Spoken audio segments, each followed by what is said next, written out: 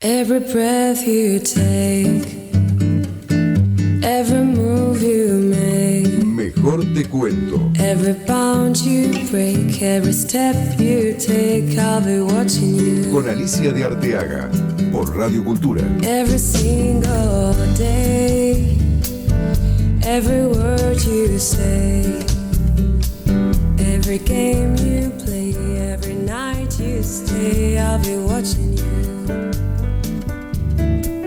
Oh, can you see you belong to me? Hola, hola, ¿cómo están queridos amigos, queridos oyentes de Radio Cultura? Ustedes en la calle Guido, Leo Giusti, operador técnico que me acompaña y que le agradezco. Yo estoy acá en Suiza, estoy en Lausanne, acá son las 7:06 de la tarde, se ha cambiado el horario se ha corrido una hora, o sea que ahora estamos 5 horas de diferencia con Buenos Aires. Y como escribí el otro día en Instagram, estamos con 35 grados de diferencia. Acá estamos unos 4 grados bajo cero, hace un poco de viento, está frío, la primavera no ha llegado. Y lo que sí ha llegado es toda la información de la guerra. Si bien Suiza es un país neutral, el tema que más preocupa, como preocupa en todas partes, es el petróleo, el combustible. Faltan una docena de millones de barriles por día y la verdad que las noticias son bastante dramáticas porque yo mirando la televisión francesa, que es la que pasa prácticamente todo el tiempo, el discurso de Trump anoche atacando a Macron fue una cosa realmente muy, muy violenta, muy dura, involucró a Brigitte, o sea, realmente el tono que ha tomado todo acá, por lo menos en Europa, están tratando de marcar una distancia con Estados Unidos, con la decisión de Trump de ir a esta guerra y tratando de que el estrecho de Hormuz deje pasar algunos barcos, porque evidentemente la deficiencia que hay, la falta de petróleo, ya se está empezando a notar y va a llevar, como muchos dicen, el precio del barril a $200. Bueno, yo les quiero decir que desde acá me pasa una cosa muy curiosa. Yo toda mi vida he viajado para contar en Buenos Aires lo que está pasando en el mundo. Ahora estoy en el mundo, o sea, estoy en el corazón de Europa, que es Suiza. Suiza, como ustedes saben, es un país de 9 millones de habitantes, ocupa el territorio europeo, o sea, está en la zona Schengen, pero tiene su propia moneda, que es el franco suizo, que ya, por supuesto, vale mucho más que el dólar, o sea, 25 francos son 30 dólares, y está pasando casi lo mismo con el euro. Y los diarios de acá, que son muy buenos, la verdad que hay una tradición gráfica extraordinaria. Yo leo Le Temps, que me parece un diario buenísimo. Eh, los diarios dicen que realmente la moneda suiza, que es este franco, es la moneda más deseada del mundo. Bueno, como yo les decía, ahora estoy en Europa para pasarles información de Buenos Aires, al revés del pepino. Curiosamente han ocurrido algunas cosas estos días que me ameritan, me llaman y no puedo dejar de hacerlo, a comentar un poco la escena de Buenos Aires. Por lo pronto, hablar de nuestro representante en la 61 Bienal de Venecia, que es Matías Dubil, con quien he estado en contacto, me ha mandado fotos. Ahora Leo Giusti nos va a pasar un video que es lo último que tenemos de Matías Dubil ya en Venecia, ya trabajando en el pabellón argentino en los Arsenales, y vamos a ver un poco lo que él hace, que es esta obra que se llama Monitor Jin Yang y que está hecha con sal y con carbón. Está utilizando 40 toneladas para cubrir el piso del pabellón, que tiene 500 metros, y la gente va a poder transitar. Leo, si querés, pasa el video.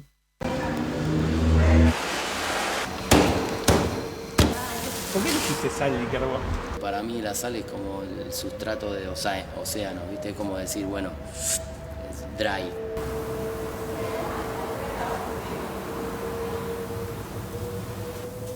Hay ciertos lugares donde me importa, vamos a ponerle miradores, Sí. ponerle que se llamen miradores. Estoy pensando también qué onda los contornos del camino. Se trata de eso, se trata como de ir encontrando algunas herramientas, también hay mucho trabajo de manos, ¿viste? Pero también hay trabajo de distintas herramientas para llegar, para tener como muchos grados, ¿viste? Como de sutilezas y de descontrol también, ¿viste? Como de brutalidad.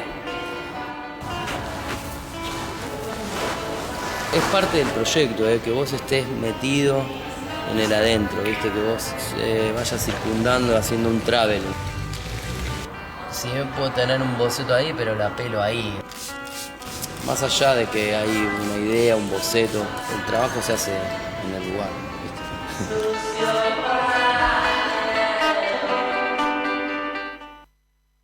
Me estoy pegando ya a lo que vimos. Lo que vimos es lo que ha mandado Matías Dubil, representante argentino a la 61, perdón, Bienal de Venecia, con su obra Monitor Xinjiang. Matías Dubil es un artista básicamente dedicado al dibujo. Yo lo vi por primera vez en la galería de Alberto Sendros, después lo vi en el Drawing Center en New York, y todavía recuerdo en una comida de coleccionistas que estaba Patricia Cisneros, y me acuerdo que ella era en Punta del Este, en Uruguay. Ella me dijo, en este momento el artista argentino que más me interesa es Matías Dubil. Bueno, Matías crea unos paisajes bastante desolados, bastante silenciosos, si se quiere, y sobre esto trabaja con estos materiales que para mí tiene todo un sentido profundísimo, que lo iremos desglosando a medida que nos vayamos acercando a la Bienal. Él está trabajando con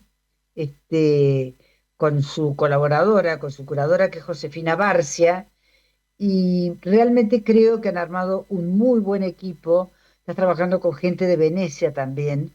En general, y por la experiencia que yo tengo con las bienales, siempre la base, como si dijéramos, lo que es el montaje, lo que tiene que ver con el lugar mismo, lo aportan los colaboradores que están en Venecia, porque evidentemente, como dijo Matías en la nota de La Nación, él va con su mameluco nada más que para trabajar y para ver cómo va a resultar esta gigantesca escena de un dibujo por el que se va a poder caminar. Bueno, yo creo que vamos a seguir hablando en los próximos programas. Tengo mucho material de las bienales para compartir con ustedes. Quiero decirles que es interesante porque Matías es el primer artista. En los últimos años hubo como un cambio de género. Fueron muchas mujeres. O sea, el pabellón argentino, que lo consiguió con negociaciones con Paolo Barata, que en ese momento era el presidente de la Bienal, lo consiguió Cristina Kirchner, lo inauguró Nicola Costantino. Pero después estuvo Mariana Tellería, Mónica Heller, Luciana Lamote, y ahora tenemos a Matías Dubil. O sea que nos espera un panorama realmente apasionante, porque él tiene muchísimos seguidores, y también hay que decirlo que en esta oportunidad ha contado con apoyo privado. Su galerista es Barro, Nahuel Ortiz Vidal, que ha conseguido apoyo de empresarios, coleccionistas, gente que está apoyando el envío, porque de entrada Cancillería dijo que no había dinero, como dice Milei, no hay plata para la Bienal de Venecia. Pero les digo yo a ustedes, que tengo una larga trayectoria con la Bienal y la conozco perfectamente en sus procedimientos y en su formación, Estaba mirando el otro día uno de los envíos, y no uno, sino varios, que siempre contaron con apoyo privado. Cuando fue lo de Di Stéfano, Hugo Sigman ayudó muchísimo. Nelly Blacquier en su momento creo que apoyaba muchísimo para los catálogos. O sea, la Bienal ha tenido desde la Dirección de Asuntos Culturales de Cancillería, por supuesto, la gestión, la iniciativa, la búsqueda de los artistas, la selección, pero quiero decir que no solamente en Argentina, prácticamente todos los países cuentan con apoyo privado y la Bienal es una vidriera estupenda, o sea que toda persona que apoye esta gestión, y esto hay que decirlo, porque no es un secreto, también tiene una gran visibilidad. Todo el mundo lo ve, todo el mundo sabe, o sea que me parece que es un apoyo extraordinario. Tenemos dos imágenes, Leo, esta de proa, casualmente, porque esa es la otra gran noticia que tengo para compartir con ustedes, es la inauguración en proa de la muestra de la Dia Foundation de New York, con obras de Warhol, de Tarrell, de Serra, o sea, una muestra extraordinaria que yo no he visto, pero mis amigos de proa y mis amigas periodistas me han enviado información, he tenido todas las fotos, las imágenes, y la verdad que creo que hay otra más, creo que hay otra imagen, Leo, que podemos poner, que es esta obra de James Turrell. La muestra se llama Penumbra y casualmente alude a la idea de esa semi-oscuridad que para mí, curiosamente, tiene mucho que ver, y se lo escribí el otro día en un mensaje a Adriana Rosenberg, que es la presidenta de PROA, que es casi como la situación en la que estamos viviendo en el mundo, una situación de penumbra que es la media luz, esa luz incierta que vemos pero no vemos, que creemos que vemos pero no estamos viendo. Estamos en penumbra en el mundo, así que felicitaciones a Proa por esta muestra extraordinaria, por haber traído grandes artistas realmente de corrientes en las que militan desde Warhol hasta Serra, que son absolutamente del mismo, de la misma época y del mismo nido, pero han volado por lugares muy diferentes. Bueno, Leo, te propongo que pongamos un poco de música y cuando volvamos vamos a hablar de lo que es el tema del programa de hoy, que es un homenaje que yo personalmente hago y el programa Mejor Te Cuento en Radio Cultura en el que estamos transcurriendo a Federico Clem, porque hay muchas razones por las que Federico merece un homenaje. Y ahora casualmente se ha estrenado en Buenos Aires una muestra de parte de su colección, son 40 piezas, con curaduría de Mariano Mayer, y creo que vale la pena recordar a Federico, pensar en esta exposición y pensar que yo, que estoy en el mundo, estoy mirando Buenos Aires, y no es casual. No es casual porque en realidad, fíjense qué paradojas de la vida, ¿no? Ahora en esta situación tan crítica en la que está sometida toda Europa por lo del estrecho de Hormuz, la guerra con Irán, la posición absolutamente inexplicable de Donald Trump y todo lo que está pasando coloca a los países periféricos, como el nuestro, en la mira porque la gente está, como dicen los diarios acá, está remodelando sus destinos turísticos. O sea, están pensando cambiar, ir a otras partes. Bueno, es evidente que ahora no se puede viajar a Egipto, no se puede viajar a Marruecos, no se puede viajar a Túnez. O sea, por supuesto, lo que nosotros vivimos el año pasado. Y yo voy a tratar de traerles al programa las imágenes porque lo que vivimos el año pasado en Qatar, con la muestra que se vio del Malva, 150 cuadros que fueron del Malva, con la curaduría de Marita García, que fue extraordinario, y que viajamos un grupo de periodistas y por supuesto la vicepresidenta de Malva, que es Teresa Bulgeroni, que tuvo todo que ver con esa organización extraordinaria. Y estábamos en esta época, en este momento, abril del 2025, planeando por viajar, por volar, preparando las cosas para volar a Qatar. Y creo que realmente esto hoy no solamente es imposible, sino que cuesta imaginar que se podría volver a repetir. Bueno, Leo, regálame una de esas músicas divinas que pones vos, descansamos, los oyentes me esperan y volvemos con Federico Clem.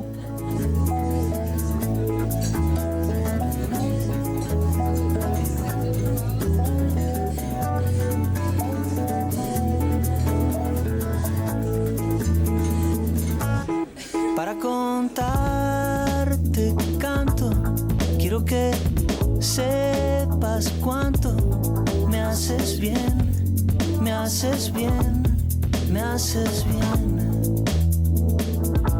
Te quiero de mil modos, te quiero sobre todo. Me haces bien, me haces bien, me haces bien. Basta ver el reflejo de tus ojos en los míos, cómo se lleva el frío para entender que el corazón no miente, que afortunadamente me haces bien, me haces bien, me haces bien.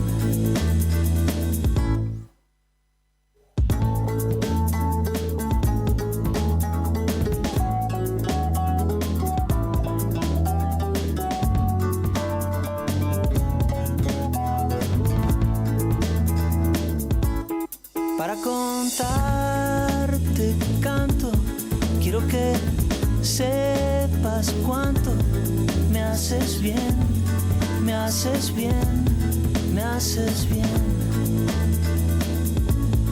Basta ver el reflejo de tus ojos en los míos, cómo se lleva el frío. Me haces bien, me haces bien, me haces bien. Me haces bien, me haces bien, me haces bien. Me haces bien, me haces bien.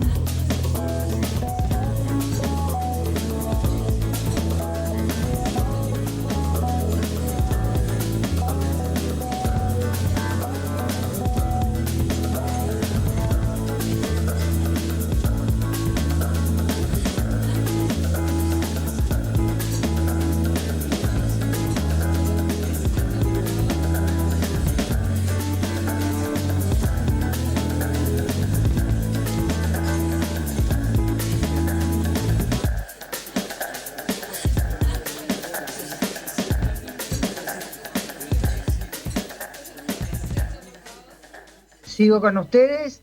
Ahora vamos a pasar al tema del día, el tema que nos ocupa, que nos encanta, que tiene todo que ver con nosotros, que es Federico Clem, la muestra que está colgada en la Fundación, parte de la colección de él, que son 40 cuadros seleccionados por Mariano Mayer, que es el curador de la exposición. Y la exposición se llama A la espera de que el sueño me traiga olvido, que es, según tengo entendido, parte de un texto de Juan Carlos Onetti, en el que realmente, de alguna manera, y lo dice muy bien Mariano Mayer, piensa que cada obra que uno ve puede ser entendida como el ensayo de una obra que va a venir. Bueno, Federico Clem nació en Checoslovaquia, cuando era Checoslovaquia. No vamos a cometer el mismo error de la funcionaria, en el año 1942, con el nombre de, él se llamaba Friedrich Beldrich Clem. Vino a la Argentina con sus padres cuando tenía 7 años, se quedó, por supuesto, en la Argentina. Su padre tenía una enorme fortuna y Federico, que estudió en el colegio Carlos Pellegrini y que de alguna manera estaba preparado para ser, bueno, un empresario, manejar los negocios de su padre, ocuparse de todo eso. Sin embargo, Federico eligió el arte, estudió en el Ditela, o sea, se contagió, se incorporó, se sumó al grupo del Ditela, trabajó allí, empezó como de alguna manera en un momento muy difícil de la Argentina, porque cuando él arrancó, que eran los años de plomo, gobierno militar, y de paso voy a hacer una pequeña pausa, porque a propósito, recordando esos años y recordando el gobierno militar, quiero recordar a los héroes de Malvinas. Hoy es el Día de Malvinas, así que va un recuerdo para todos ellos, y por supuesto que pienso de qué manera tan increíble terminó toda esta historia que nos tocó vivir y qué cruel que fue ese final de la guerra. Así que mi solidaridad con los familiares, con la gente, con todos los que pelearon en una guerra despareja, absurda también, porque cuando la Marina Real y el Principito arrancaron para acá por orden de Margaret Thatcher, se veía venir que nosotros íbamos a tener la peor parte y la tuvimos. Así que me solidarizo, saludo y abrazo a toda la gente, a todos aquellos familiares, por supuesto a los soldados, a los que estuvieron en Malvinas. Volvemos a lo nuestro. Federico Clem, yo les estaba diciendo que no la pasó nada bien en los años del gobierno militar. Leyendo un poco su biografía, su historia, si querés podemos pasar la foto, eh, Leo, porque estoy viendo que está la dorada. La verdad que recordando un poco esos años, él tuvo momentos muy difíciles porque fue de alguna manera torturado, atacado por la policía, las fuerzas policiales. Lo trataron pésimo. De hecho, leyendo sus datos de ese momento, fue una cosa horrible que lo arrastraron de la cabeza, de los pelos, y él perdió su pelo y, bueno, por supuesto, nunca más lo recuperó. Y eso determinó que Federico usaba peluca, era muy coqueto, era un hombre muy fantástico. Y antes de que sigamos pasando, quiero decirles que lo que hemos visto, la primera foto era Federico dorado, le encantaba el dorado, estaba siempre dorado. Estas son unas fotos de Robert Mapplethorpe que forman parte de la colección. Y la foto anterior del piano con el anillo es un Magritte. Solamente para decirles la categoría de las obras este es el Magritte, la categoría de las obras que tenía Federico Clem. Hablando con Valeria Fitterman, que es directora de la Fundación, hoy temprano, trataba yo un poco de ver en qué momento empezó Federico a coleccionar. Y Valeria me comentaba que en realidad él ya coleccionaba desde muchísimo antes que ella lo conociera. Tal vez el Victorica parecía ser que fue uno de los primeros cuadros que compró, y en realidad él estaba muy involucrado con esta idea de armar una colección internacional. Lo dijo en una nota muy buena, en la que él cuenta un poco por qué él quería comprar artistas internacionales, porque su proyecto como coleccionista era incorporar los artistas argentinos a una visión internacional, lo que permitiría posicionarlos en una manera, en una vidriera, en un escenario realmente internacional. Bueno, la colección tiene obras de Richard Avedon, de Basquiat, de Chagall, de Cristo, Y también tiene obras de Marina de Caro, de Ernesto Deira, de Rómulo Machó, de Guillermo Cuitcat. Y la característica interesante también es que Mariano Mayer ha incorporado en esta visión obras de Juan Tessi,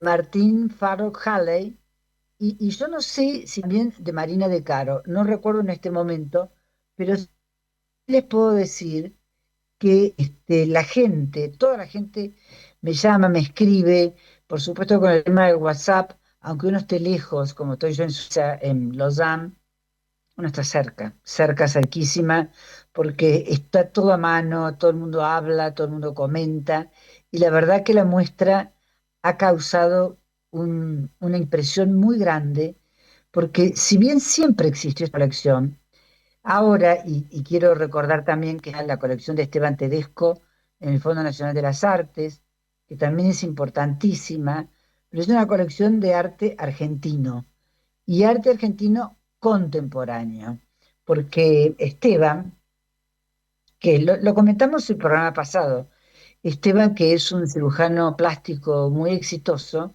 compró obras de los artistas de su tiempo, o sea, los artistas de su edad, de su gente. Un poco lo que hizo, lo que dijo que había que hacer Picasso. Bueno, seguimos mirando un poco las imágenes, a ver qué otra cosa tenemos de esta muestra que creo, si no me equivoco, que va a estar hasta el mes de octubre, con lo cual eh, tenemos muchísimas oportunidades de visitarla y conocer esto, este cruce, ¿no? Este cruce interesante. No, las obras que ha incorporado Mariano Mayer son de Martín Fanok Halley, Valentina Liernur y Juan Tessi. Creo que es una forma de abrir el horizonte y crear. Fíjense que hace muchos años, en una entrevista que le hice a Mark Rosenthal, que entonces era curador de arte contemporáneo del Museo Guggenheim, y vino a Argentina para el primer curso de curaduría que se hizo, que lo organizaron la Fundación Proa con Adriana Rosenberg y el Fondo Nacional de las Artes, presidido por Amalita. Y me acuerdo que Mark Rosenthal dijo una cosa muy interesante, dijo, un curador es un artista también, porque el curador arma una nueva obra. Esto lo hemos hablado muchas veces, pero vale la pena siempre recordarlo. No es igual poner a Chagall al lado de Valentina Liernur que poner a Chagall al lado de, digamos, Andy Warhol. Toda esta idea de la cruza, de las tensiones, de la iniciativa de incorporar jóvenes artistas argentinos, le va dando a la colección de Clem una visibilidad distinta, una amplitud. Quiero celebrar también en Federico. Federico nació en el año 42 y murió a los 60 años en el año 2002 de una neumonía. La verdad que para mí fue una gran pérdida. Era un amigo, era una persona que tenía unas características tan únicas. Por lo pronto, aparte de la colección, de que le encantaba la ópera, que estudió canto lírico, que celebraba todos sus cumpleaños, que si no me equivoco eran ahora, en marzo o en abril, creo que eran en marzo, y cantaba. Federico cantaba una aria de ópera, se paraba con esa allure tan particular que tenía y nos dedicaba a los presentes una ópera con un entusiasmo, con una pasión, y siempre estaba su madre, que anoté el nombre por acá para no olvidarme, su madre, que por supuesto checoslovaca, se llamaba Rusena Maresek. Bueno, la madre influyó muchísimo en Federico Y Federico siempre la tenía muy presente en sus comidas, en sus cumpleaños. Me acuerdo perfectamente que en la cabecera de la mesa siempre nos sentaba a López Anaya, a Malita, a veces Susana Jiménez, me sentaba a mí también, y en las comidas estaban muchísimas veces Mariano Grondona y Elena Lynch, su mujer, que también compraban cuadros en la galería. De hecho, en la casa de los Grondona hay un Guillermo Conte que me parece estupendo, que siempre que voy me encanta esa obra porque es un Conte magnífico, que fue comprado en la galería de Federico. Federico era un hombre excéntrico, yo creo que fue el último gran excéntrico que tuvimos en Argentina, concretamente en Buenos Aires, pero yo creo que era una persona muy pensante, muy activa en sus razonamientos. Siempre cuento el chiste, porque para mí es un chiste, que casi muy poco antes de morirse, yo creo que no sabían, ninguno de nosotros nos imaginábamos que iba a morir, me compró un auto que yo tenía que era un Mitsubishi Lancer. Me pidió para probarlo, yo lo tenía en venta, y fíjense qué curioso, siempre me acuerdo, porque yo pensé que el negocio lo iba a hacer yo, porque dije, bueno, Federico tiene tanta plata, es un millonario, me va a pagar bárbaro el auto, y resulta que el negocio lo hizo él, porque creo que lo compró baratísimo. Pero bueno, eso es una anécdota para decirles que al mismo tiempo que él compraba cuadros, que era excéntrico, que era amigo de Nureyev, que admiraba a Nureyev, que compró la ropa de Nureyev, el sillón de María Callas, que tenía esas cosas, esos gestos absolutamente operísticos de la vida. En su propia vida él era como un protagonista de una ópera, pero no perdía nunca el norte. Y fíjense qué curioso, porque esto va a tono. Cuando Federico abre la galería, justamente busca como colaboradores a personas que eran de primerísimo nivel. O sea, el equipo que armó era el Dream Team. O sea, realmente era un equipo de los sueños, porque estaba Adriana Rosenberg, que había tenido muchos años galería propia, que realmente era un bastión, una figura muy representativa, muy conocida, con un gusto extraordinario y muy amiga de los artistas, con muchas relaciones con artistas que estaban en ese momento en la punta de la ola, llamémosle por ejemplo Cuitca o el mismo Conte. Y también llamó a Teresa Anchorena, que Teresa tenía muchas relaciones en el mundo, o sea, era una persona muy idónea para conectarlo con los centros como París, como New York. Bueno, de hecho compró Botero, compró el Magritte. Yo pienso que en todas esas compras, mucho puede haber tenido que ver Teresa, que tenía, por lo pronto tenía unos contactos o un contacto extraordinario, me acuerdo porque yo lo entrevisté al director, con la Galería Marlborough de New York, que vendía obras extraordinarias. O sea que en realidad lo interesante de reconstruir un poco la historia de Federico Clem es saber que era una persona que jugaba un rol social, como divertido, como loco, como excéntrico, pero al mismo tiempo tenía un compromiso muy serio con el trabajo, con su galería, creó el espacio de la Plaza San Martín, que si mal no recuerdo, en ese espacio estuvo en un momento dado Bonino, y yo creo que estuvo Julia Lublin también. O sea, muy cerca de Florida Min, donde estaba Ruth. Bueno, la cuestión es que yo les decía un poco todo esto de cómo él va armando una situación formal con la galería. En el año, creo que es 98, la convierte en fundación, y poco antes de morir, y seguramente con un criterio, como yo digo, muy lógico y muy, muy a tono con lo que se necesitaba, tomó una decisión que me pareció fantástica.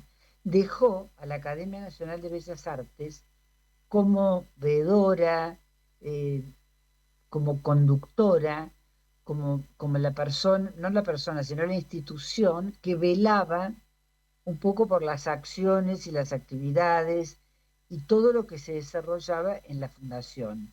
O sea, era como si dijéramos un auditor, una institución auditora de todo lo que se hacía.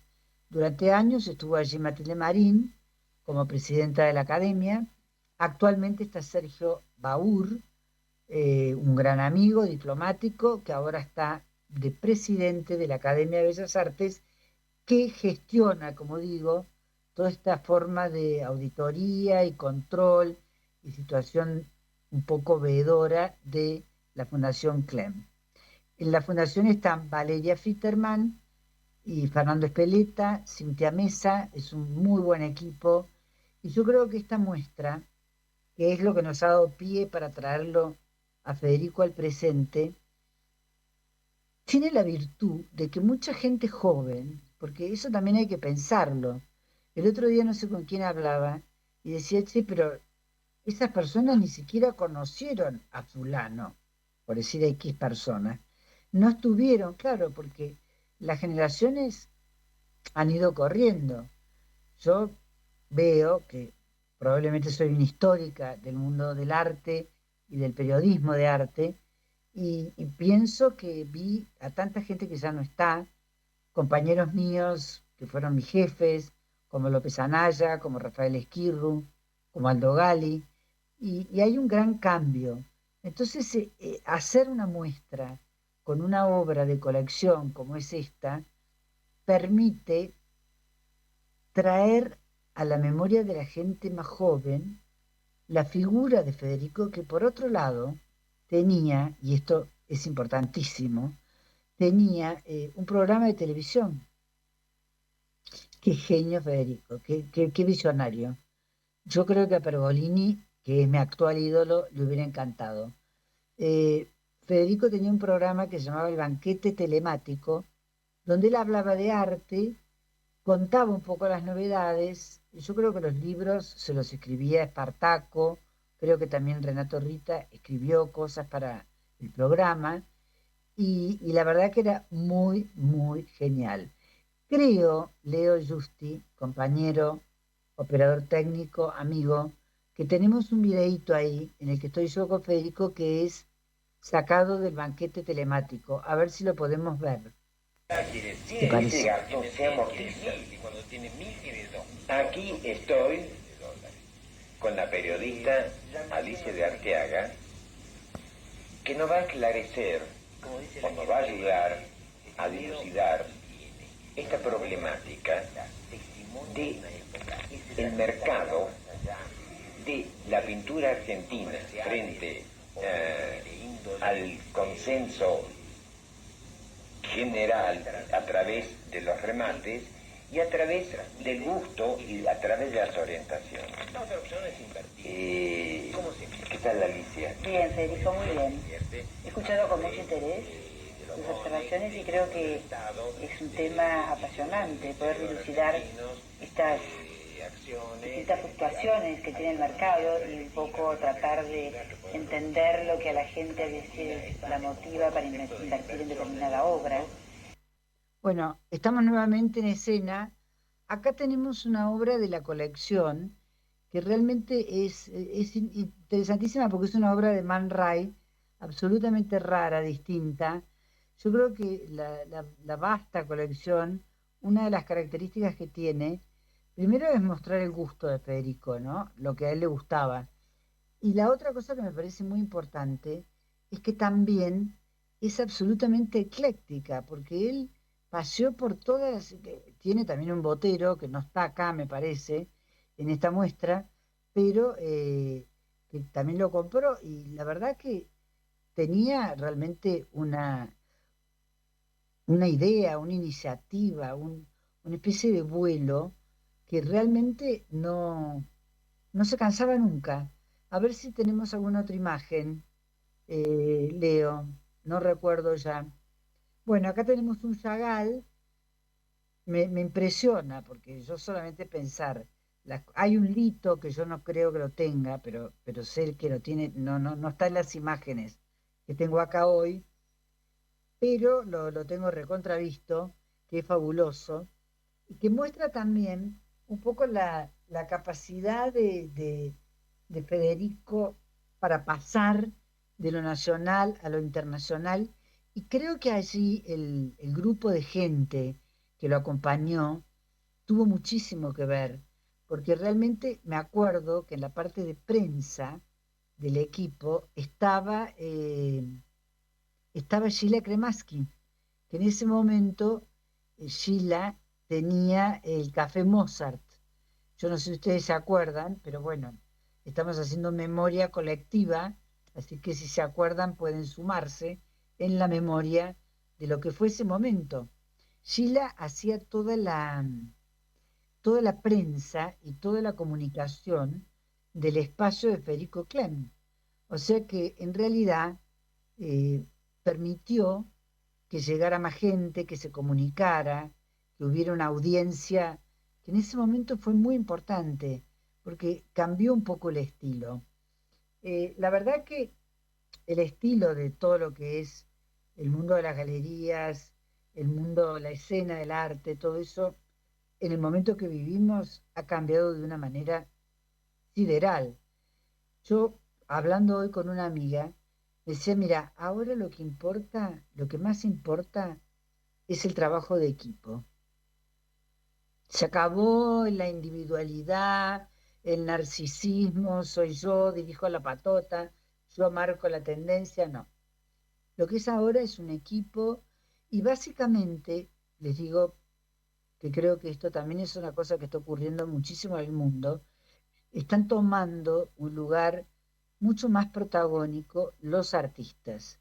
Se están asociando, están generando situaciones en las que pueden conseguir cómo producir sus propias obras. Fíjense que tengo dos cosas para decir al respecto. Lo hablamos con Gerardo Ascuy, que él creó el premio Ascuy, junto con Sol Juárez, que justamente la característica no es solamente darle un dinero de premio a un artista, es pagarle la producción.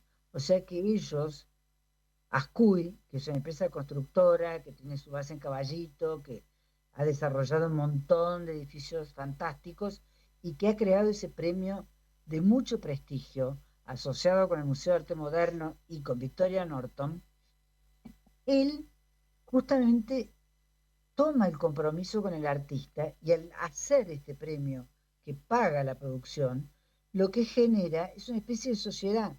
O sea, se asocia en el proyecto con el artista. En este programa, que invitamos hace no mucho, a Victoria Norton, a quien saludo porque ha estado dando unas clases en Estados Unidos, así que la felicito, que me pareció fantástico lo que escribió. eh, Victoria casualmente comentaba que los artistas debían tener un lugar más importante. Yo creo que esto va a ser tema para un programa total, porque en realidad yo le pregunté, bueno, pero Victoria, los artistas podrían estar en un rol institucional, y en realidad ella me dijo que bueno, que ya están, porque de hecho Raúl Flores, a quien saludo, compatriota cordobés, que se está recuperando muy bien, lo he visto que está muy bien, es artista y es parte del staff del Museo de Arte Moderno de la Avenida San Juan. O sea, con esto quiero decirles que todo esto que empezó con Federico como una persona que en su momento se consideraba excéntrica, se la consideraba un avanzado, una persona que tenía como un propio itinerario, porque hacía unas fiestas increíbles, estas comidas donde cantaba, él también formó un equipo y también supo, fíjense qué interesante, supo, pensando que bueno, que ya no iba a estar porque estaba muy enfermo, estuvo internado bastante tiempo, yo no sé si su final fue rápido, no recuerdo, pero la verdad que él dejó este legado, no solamente a la gente que trabaja en la galería, que es extraordinaria, como Valeria, Fernando y ahora Cintia, sino el legado de la presencia de la academia, que yo creo que es muy, muy importante. Y antes de terminar el programa, porque estoy mirando un poco la hora, acá en Suiza son las 19:54, tenemos, yo creo que habrá 2 grados, está frío, la primavera no ha llegado, pero les quería decir que en estos últimos minutos se los quiero dedicar, no tengo imágenes, así que las imágenes serán para el próximo programa, a mi amigo, mi gran amigo Ángel Navarro, porque presentó su catálogo sobre los dibujos del Museo Nacional de Bellas Artes. Un catálogo extraordinario que durante mucho tiempo, por razones que yo no conozco, estuvo demorado y que ahora, por suerte y en buena hora, ha salido a la luz y que ilumina con el conocimiento que tiene Ángel, que es muchísimo, es un gran experto en todo lo que es obras sobre papel, dibujos, sobre todo del Renacimiento, Barroco, todo lo que son Old Masters, es un gran conocedor y probablemente el único de esa naturaleza en nuestro país.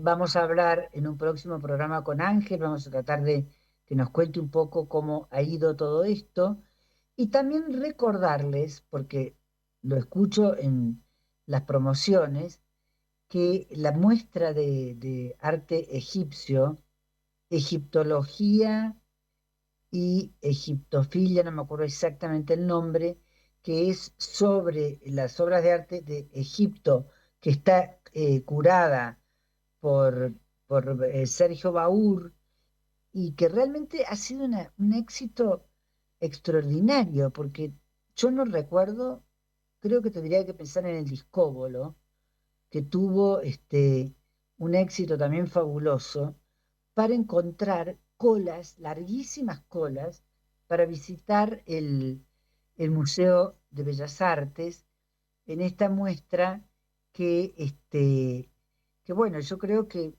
no solamente muestra lo que es el amor, la pasión que sienten los argentinos por el arte y todo lo que tenga que ver con Egipto, sino cómo con los recursos propios se puede montar una muestra en un momento tan difícil para lo que es conseguir obra, traer, importar. Por eso felicito también a Proa, nuevamente, que ha logrado armar una exposición con lo de la colección de la Dia Foundation de New York para esta muestra Penumbra, que no tengo la fecha de cierre, pero prometo pasárselas en el próximo programa y también decirles que, bueno, que obviamente los saludo por el 2 de abril, como dije antes, a todos los legionarios, a todos los combatientes, a todos los que participaron de esa gesta, que en realidad fue bastante triste para nuestro país. Y también decirles que acá se está preparando algo extraordinario, extraordinario que Lausanne tiene 3 museos muy lindos, yo he visitado todos, tiene más de 3, pero se está preparando algo muy interesante con el Art Brut. El Art Brut es el arte totalmente delirante, totalmente loco, totalmente raro, que trajo Dubuffet. Y acá en Lausanne está el Museo de Art Brut, que sería como arte loco, arte bruto. Bueno, se está realizando en este momento un concurso para la ampliación del museo. Y les digo la verdad que yo que vengo desde hace como 20 años a Lausanne, conozco la ciudad como la palma de mi mano, me sorprende porque en los últimos, digamos, 10 años, esta ciudad empezó a darle una especie de lugar, de importancia, de gestión, de trascendencia a todo lo que tenga que ver con la cultura. Y fíjense que es algo que no es casual, porque así como yo dije que en este momento están cambiando los, los destinos de los viajes como consecuencia de la guerra de Irán, hay tanta gente que está viajando a América del Sur y tanta gente que mira a la Argentina, yo siempre digo, Buenos Aires, lo he repetido 1000 veces, tiene un patrimonio cultural extraordinario, tanto en los museos como en la arquitectura.